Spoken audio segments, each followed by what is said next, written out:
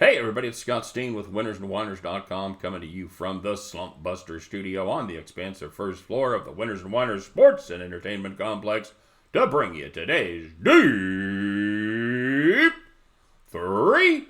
As always, if you would be so kind, hey, how about a little thumbs up for the video? How about a little something for the effort there, as Bill Murray once implored in Caddyshack. And of course, give us the old thumb. And no other fingers, just the thumb. And if you haven't done so already, please consider subscribing to our YouTube channel. Joining the best community anywhere on the internet for handicapping or really any other subject.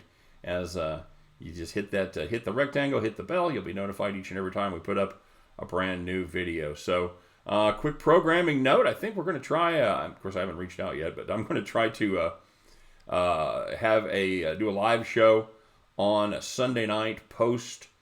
Selection. We'll entertain questions from you guys, talk about the brackets, see where the trouble lies, see who has a good path, things like that. I'm hoping to do it with either Ben the Pen or Scott Reichel. I'll have to see how everybody's schedule is, because nobody's very busy that time of day. So with Selection Sunday, you got 17 write-ups to all the different tournaments. So maybe I'm talking over my skis. Maybe I'll be doing it myself. But anyway, we're just planning on shooting to do that. So anyway. Don't forget to put up your plays, man, in the comment section. Let us know what you're on today. Got a couple of NBA games that have a little shot, and so of course there's always some college games, little championships, and the who else gets started? Oh, the ACC gets started today, so it should be fun. Give us your best five, man. Put your best five in there, and you want to put more in, you certainly can, but we'll grade out five. You get them right, we'll give you the shout out, and you get enough of them right, you could be our capper of the day. So, with that being said, don't forget to check out Winners and Whiners and StatSalt.com. Both fantastic resources this time of year for all your tournament handicapping needs. It doesn't matter whether it's the ACC or the MEAC or the SWAC. We got you covered over there at winnersandwhiners.com and StatSalt.com, the sister site as well. All right, guys. Well, let's, every day when I sign off, so we'll be back here and bitch about our bad beats. And so go ahead and put that record on, as we did have the Charlotte Hornets plus 4.5, and they went to overtime not once but twice against the Atlanta Hawks. Had a 3-point, we're down 3 points, took a shot at it, missed it to send it to the third overtime, and of course fouled him. And you think you get an NBA player to miss his free throw when you need it? Not at all, as they went and swished the 2 free throws. 4 and 5. We missed the cover by a half a point. We missed out, man. The Western Michigan Toledo under. Close, but no cigar on that one. And we did have the Louisiana Lafayette Rajon Cajuns against Georgia Southern, as the Eagles and Cajuns took that one over the total. So 1-2, we go 1-1 on the premium side. We did have Illinois Chicago plus the points there, and we did have the Miami Buffalo under, and only the Illinois Chicago hit Miami Buffalo. They decided that they wanted to score some points, and Buffalo, it's a dangerous team, and you just never know when that defense is going to show up. And tonight, or last night rather, they did not. So 1-1, 1-2, 2-3. You know the drill. Let's go on. Let's make some hay here. Last day before the conference tournaments get going in earnest. Starting in a couple in the NBA. Taking a look at Boston going on the road to take on the Indiana Pacers. Guys, this is by the way, Boston minus 2-point road favorite in this one. This is a banged-up Pacers squad in this contest. Brogdon's out. McDermott is doubtful. And Oladipo is day-to-day as he continues to nurse that bad knee. Oladipo actually has started to look better lately. For a long time after he came back, he was more of a minus than a plus. But, even healthy, the Pacers haven't been a great team at home. They've failed to cover in 7 of their last 10 home games. The Celtics, they're going to be relatively healthy, at least for the Celtics. They're going to be without Jaylen Brown, but they should have everybody else back, including Hayward. And the Celtics, well, they have been cover monsters on the road, going 19-12 against the spread, including 5 straight and 9 of their last 12. And they've also done a nice job as a road favorite, picking up the cover in 10 of the 15 contests there. That's a 66.7% return there, any way you want to slice it. Celtics, though, they let one get away against Oklahoma City on Sunday. I think that's still stuck in their craw just a little bit, if they do indeed still have a craw. And I think they get the ship righted in this one. take care of business against Indiana and cover the 2 points. And we're going to take another shot in the NBA here as Orlando and Memphis get together. Looking at the total there of 224, guys. My cape came back from the dry cleaners, and I'm ready to take another stab at a hero play. Meet the Orlando Magic, where we have seen the over hit in 11 straight games as their formerly league-leading defense has decided pretty much to take the second half of the season off. Their offense has put up some big numbers lately, but they have generally been against awful defenses, a couple times against Minnesota, Atlanta, Houston, etc. The Grizzlies defense, well, they've been actually playing pretty darn good here lately. They've given up less than 105 points in 5 of their last 6 games. And Memphis, they've really been hurt by injuries to Jaren Jackson Jr., to Clark, to Winslow, and they have seen the under cash in 6 straight. I think the market has finally caught up with this Orlando team, and I think they have oversteered on this 224. I think the streak stops now. They do not get to a dozen. Give me the Orlando Magic, Memphis Grizzlies under 224. And we're going to finish off with what could be a very entertaining game there from the ACC as the North Carolina Tar Heels.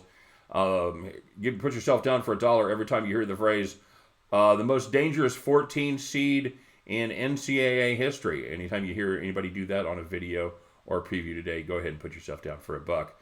North Carolina is the last place team, the number 14 seed in this tournament.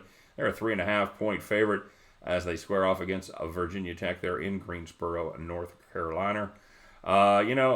This is the big difference between this Heels team and the one that stumbled through most of the season, as the North Carolina is finally healthy and those guys finally look like they belong in the rotation. Point guard Cole Anthony is back, and he looks like he's finally shaking the rust off there. Had a rough first 3 weeks there in February, but he's looking much better. Brandon Anderson, their other guard, is also back. He's going to help take the pressure off of Black and the other guy that shouldn't have been playing point guard for North Carolina. When they played Virginia Tech last time, they had zero fast break points. I think that's going to get corrected here in this one. That was, by the way, a double overtime road loss in Blacksburg. That was a brutal game for North Carolina. Now the Tar Heels, we've seen them play some bad basketball this year, especially a stretch that they went through there late January and early February, and they are certainly capable of laying an egg here. But you know what? I like the coaching matchup. I like Roy at this time of year. I like this team when they're healthy. And I think the fact that they're playing in Greensboro, where they're definitely going to have a crowd advantage, is a huge plus for them. And one last thing, you know what? I like this matchup against this Virginia Tech team that has been reeling. They have beaten the number just twice over their last 14 games. I think their woes continue here against a suddenly resurgent and focused North Carolina Tar Heels team. Give me North Carolina minus the 3.5 points. Give me the Orlando Memphis under 224, and started off with the Boston Celtics, Indiana Pacers. Give me Boston minus the 2 points at the end of those 3. Happy Tuesday, everybody. You can join me as we stop by, pick up our winning tickets, and we will head back to the window. All right, everybody, quick reminder. I'll put a link to the premium place in the description of the video. If you want to get signed up, get on the premium team, we would love to have you. We're doing a great special. I don't know if we've got it up there yet, but if you're interested, hit them up and tell them that I sent you, that you asked for the special price for our conference tournaments and for the NCAA, the words that we cannot say, the March of silliness, if you will. So check that out, and let's see how you guys did today. I know it was we're a little cold yesterday, and yours truly included. So it was you guys definitely rallied and had some good days. First of all, we're going to answer the question of the day. Question of the day was what kind of the impact is the coronavirus going to have on sporting events? Is anybody going to be playing before an empty crowd or an empty stadium, or are the games going to be canceled? Had some great answers. I told you I'd read everyone that was good. Pat Cogney, probably my personal favorite, although this is a steep competition. Pat Cogney said, I'm on coronavirus plus 1250 versus the human race. He said, get on it now. The odds will be dropping. And then Pat, in a nice visual to give us a warm fuzzy, says the stadiums will be filled, but with dead bodies.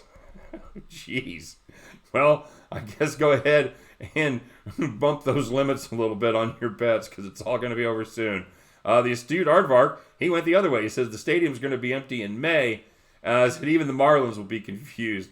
And I told him, like, damn it, I thought of that joke last night and I forgot to put it on Twitter. And now he went and hit it, and he got it himself. Great minds think alike. I thought the same thing about empty ballparks being down there in Miami. He says, I don't think anybody's out in front of it enough here in the United States to impact March Madness and empty that out. And yeah, I probably tend to agree. Ard. I think no way they cancel it. I think it's possible, but hell, we get going here in a week and a half. So yeah, you're probably right. Christian Kostya, our Eastern European correspondent, he said, I live in Romania, where coronavirus hysteria is all at its peak. The virus is knocking at the door hardcore. Said, I'm ready for it, though. I got me a free month of Netflix, and then I'll cancel and get my wife a free month. And then if we get that far, we'll get a free month subscription for any living family member that we have left. So, yeah, there's three good takes and two really depressing takes. So, oh man, wash your hands, kids. Wash your hands. That's all I'm saying. And I'm not leaving my office for about a month. So that's just me.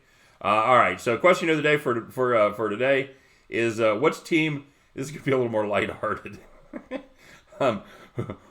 What's the most unfortunate child death that you? No, I'm kidding. Question of the day is what team playing conference tournaments this week or they're getting ready to fire up? What team that nobody sees coming is going to be the biggest surprise this week? They don't necessarily have to win the tournament, but maybe they win 3 games from a 10 seed, 11 seed, something like that, and make some noise. Maybe they slide in under that bubble. So who do we see coming? Who's under the radar? Who should we be putting a few ducats on? Let us know that in the comment section. All right, so here we go with today's shout-outs, our perfect attendance. Miguel Lanola, C-Dub, MK, Derek Saunders, sorry, Derek. Hammer and Hank, by the way, Hammer and Hank took a brutal beat on Coastal Carolina, losing by, I think he lost by a point in a game where he had Coastal Carolina, I think, +5. They lose by 6, and they were up by 15 at halftime. I'm surprised that wasn't a premium play. That sounds very, very familiar. Sorry, Hank, that was brutal. And our money makers today, you know him, you love him. It's the astute Aardvark. Got that sniffer warmed up just a little bit. Went 2-1 plus 90. That's a fine day, Ard. Pat Cogney, he's not only funny, but he's a fine bettor as well. He went 2-1 plus 229 on the day. And speaking of funny, but a good capper, you know him, you love him. It's I don't know if the Romanian Rocket. I'm gonna have to come up with a nickname. It's Christian Kostya, everybody. Clean sheet for Christian today. 4-0 plus 400. Well done, Christian. Well, before it all goes offline and you have to turn to Netflix, at least you have the warm, fuzzy feeling knowing that you, my friend, are our capper of the day. Well done, brother. Well done indeed. All right, guys. Well, kind of the calm before the storm. Let's go out there and make a few bucks today, see what happens, and then we're going to get it fired up for real on the day after that. So, you know what we'll do? We'll just meet back here tomorrow. We'll do what we do. We'll bitch about our bad beats. I'm sure there might be one or two that somebody has. We'll brag about our fat stacks. And then, like I said, we're going to fire it up for real on Wednesday. Jump back in there and do it all again. Hell, where would you rather be, right? You know what I'm saying?